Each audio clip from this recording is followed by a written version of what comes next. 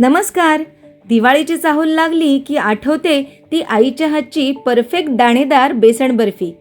चला तर मग हलवाईसारखी दाणेदार रसरशीत परफेक्ट बेसन बर्फी आज आपण बनवूया. बेसनची खमंग खुसखुशीत बर्फी बनवण्यासाठी साहित्य काय लागतं ते सर्वप्रथम पाहूया.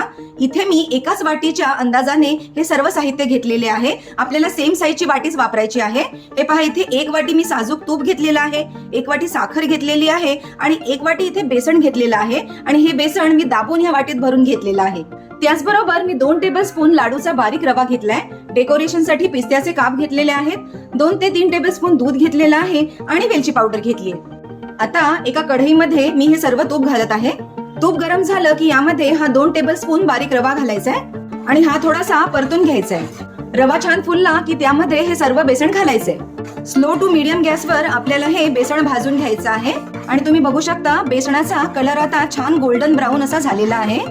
आता गॅस एकदम स्लो करून यामध्ये हे 2 चमचे दूध घालायचे आणि लगेचच हे असं मिक्स करायचंय. दूध घातल्यावर बेसनाला किती छान असं दाणेदार टेक्स्चर आलेलं आहे. हे पहा, आणखी असं 2 मिनिटं मी फक्त परतून घेते. बेसन भाजून झालेलं आहे. आता मी गॅस बंद करून कढई बाजूला ठेवते. आता पाक तयार करण्यासाठी 1 कप साखर मी कढईमध्ये घेत आहे आणि यामध्ये अर्धा वाटी मी पाणी घालत आहे. आता आपल्याला या साखरेचा एकतारी पाक करून घ्यायचा आहे आणि तुम्ही बघू शकता असा एकतारी पाक आपला तयार झालेला आहे. ही तार अशी उभी राहिली म्हणजे पाक आपला तयार आहे.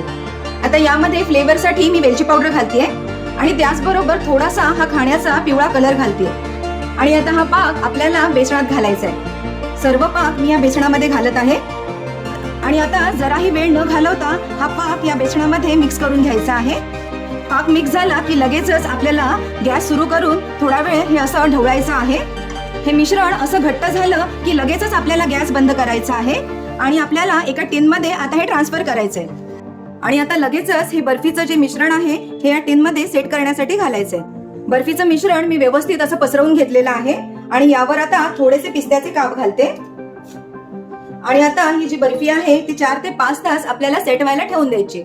एक 10 मिनिटं झाली की अशा पद्धतीने बर्फीचे आपल्याला असे चौकोनी तुकडे करून घ्यायचे आहेत, कारण जर बर्फी पूर्ण थंड झाली तर आपल्याला त्याचे काप व्यवस्थित करता नाही येणार. हे पहा, 4 ते 5 तास झालेले आहेत. बेसन बर्फी अगदी व्यवस्थित सेट झालेली आहे आणि आता ही मी अशी कट करते. अगदी व्यवस्थित ही कट होत आहे.